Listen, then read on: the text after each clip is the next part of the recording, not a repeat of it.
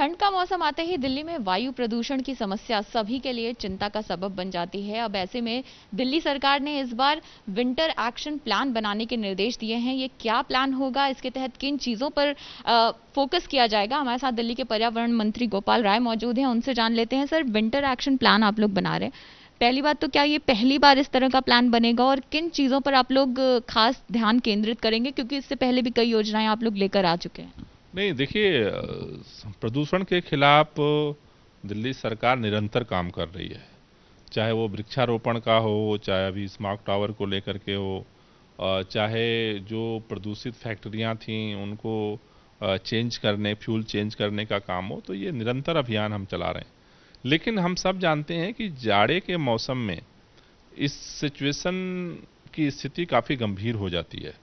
उसमें जो मौसम की स्थिति होती है उस समय हवा स्थिर हो जाती है यहाँ, और उसकी वजह से जो व्हीकल पोल्यूशन है, डस्ट पोल्यूशन है, और ख़ास तौर से जब पराली का धुआं दिल्ली के ऊपर छाता है तो उस समय यहाँ पर एक दमघोंटू माहौल पैदा हो जाता है।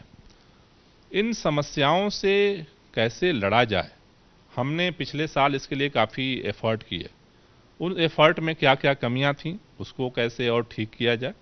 दूसरा, पब्लिक का पार्टिसिपेशन कैसे और बढ़ाया जाए। और तीसरा, खासतौर से जो पराली की समस्या है, पराली की समस्या से निजात के लिए दिल्ली में जो हमने पिछले साल प्रयोग किया बायो डिकम्पोजर का, जिसमें किसान को एक पैसा नहीं लगा, सरकार ने सारा छिड़काव किया, उसके दो फायदे हुए। एक, पराली गलाई गई, और दूसरा, किसान के खेत की उर्वरक क्षमता को बढ़ाया गया। हमने इसलिए अभी से हम इसलिए इसको तेज करना चाहते हैं क्योंकि कटाई के बाद और बुआई के बीच में समय बहुत सीमित होता है। तो हम चाहते हैं कि इस लड़ाई में एक संयुक्त सहयोग और अभियान चले, दिल्ली एनसीआर से लगे जितने स्टेट हैं, और उसमें केंद्र सरकार एक अहम रोल अदा करे। इसलिए हम इस पूरे एक कंबाइंड, एक होलिस्टिक एक्शन प्लान बनाने की तरफ बढ़ रहे हैं, जिससे हर मोर्चे पर काम हो। दिल्ली की जनता के साथ भी मिलकर के हम काम करेंगे, केंद्र सरकार के साथ भी मिलकर के काम करना चाहते हैं, और अन्य राज्यों के साथ भी संयुक्त अभियान चलाना चाहते हैं। क्योंकि ये जो प्रदूषण की समस्या है वो दिल्ली की अलहदा समस्या नहीं, अलग समस्या नहीं है। सामूहिक प्रयास से ही इससे निजात पाया जा सकता है, और इसलिए हम इसके लिए विंटर एक्शन प्लान बना करके सबके साथ डिस्कस करके आगे बढ़ना चाहते हैं। इसके साथ ही आपने केंद्रीय पर्यावरण मंत्री से भी मुलाकात करने की बात कही है, जो वायु गुणवत्ता प्रबंधन आयोग है, उनसे भी मुलाकात करेंगे। किन चीज़ों को, किन मुद्दों को इसमें उठाया जाएगा? क्या पराली का मुद्दा अहम होगा, क्योंकि ये पड़ोसी राज्यों के साथ साझा होता है? पराली उसमें एक इम्पॉर्टेंट फैक्टर है, लेकिन पराली के अलावा उस समय जिस तरह से एनसीआर के अन्य राज्यों में एंटी डस्ट कैंपेन की उतनी सघनता से ज़रूरत है। जैसे ईंट भट्ठे हैं, उन पर कार्रवाई करने की ज़रूरत है। जैसे कि इस तरह के जो प्रदूषित बिजली उत्पादन संयंत्र हैं जो हमारे इधर हरियाणा में या यूपी के अंदर हैं, तो उन सारे चीज़ों का एक सामूहिक प्रयास हो, और केंद्र सरकार और राज्य सरकारें मिल कर के काम करें, एक सहयोगात्मक जो है अप्रोच से काम करें।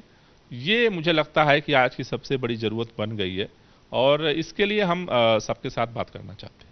पराली की समस्या की जहां तक बात करें, ये हर बार बड़ा मुद्दा बन जाता है, और पराली पे कहीं ना कहीं फिर पॉलिटिक्स भी हम देखते हैं हर बार जब भी प्रदूषण आता है। ऐसे में अभी आप लोग लगातार कह रहे हैं कि पड़ोसी राज्य कुछ खास कर नहीं रहे हैं, गुणवत्ता प्रबंधन आयोग की जो रिपोर्ट आई है उसमें भी ये लिखा गया है, लेकिन किसान भी कहीं ना कहीं मानने को तैयार नहीं होते और वो पराली जलाते हैं। आप जिम्मेवारी किस पर डालते हैं? देखिए, सरकार पर।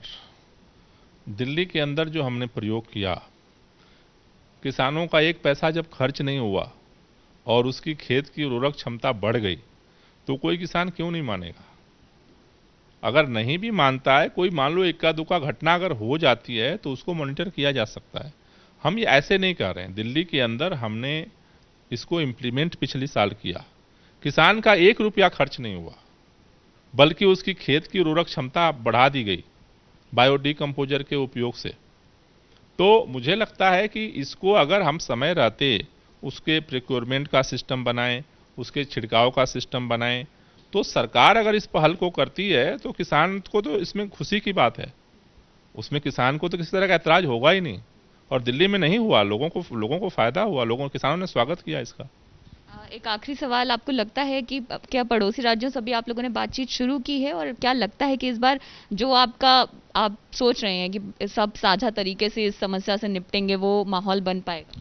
मुझे लगता है कि अब सेंसिटिविटी बढ़ रही है और उसमें जिस तरह से पिछले साल जब हमने दिल्ली में ये प्रयोग किया, उसके बाद हरियाणा और पंजाब के अधिकारी आए थे यहाँ और उन्होंने अपनी टीम भेजी थी देखने के लिए कि इसका क्या इम्पैक्ट रहा है। लेकिन अभी समय रहते सक्रिय होने की ज़रूरत है और समय रहते सक्रिय होने के लिए हमने चूंकि राज्य सरकारों से हम संपर्क में हैं, लेकिन जो राष्ट्रीय आयोग बना वो पहल करे, इसलिए हमने पटिशन भी वहाँ दायर की थी, सारी रिपोर्ट सबमिट की थी। आयोग ने हमें कहा था कि इसका थर्ड पार्टी ऑडिट कराइए। थर्ड पार्टी ऑडिट भी हमने करा दी है, जल्दी उसकी रिपोर्ट आने वाली है। रिपोर्ट आने के बाद हम दोबारा उनको पूरा सबमिट करेंगे, जिसके आधार पर हम चाहते हैं कि आयोग ने जो लिखा था राज्यों को नहीं आया है, लेकिन उनकी एक सरकार पहल करे और बैठ करके मुझे लगता है एक सकारात्मक माहौल में एक ज्वाइंट एक्शन प्लान बने कि कौन सरकार क्या क्या कर सकती है।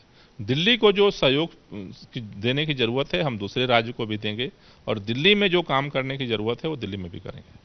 दिल्ली एनसीआर में जो पोल्यूशन हो रहा है उससे निपटने के लिए इस बार दिल्ली सरकार की कोशिश ये है कि एक जॉइंट एक्शन प्लान बनाया जाए पड़ोसी राज्यों के साथ, और जिसके लिए कदम अब उठाए जाने शुरू कर दिए गए हैं। कैमरा पर्सन डीसी मंजू के साथ अंजलि सिंह, एबीपी न्यूज़, दिल्ली।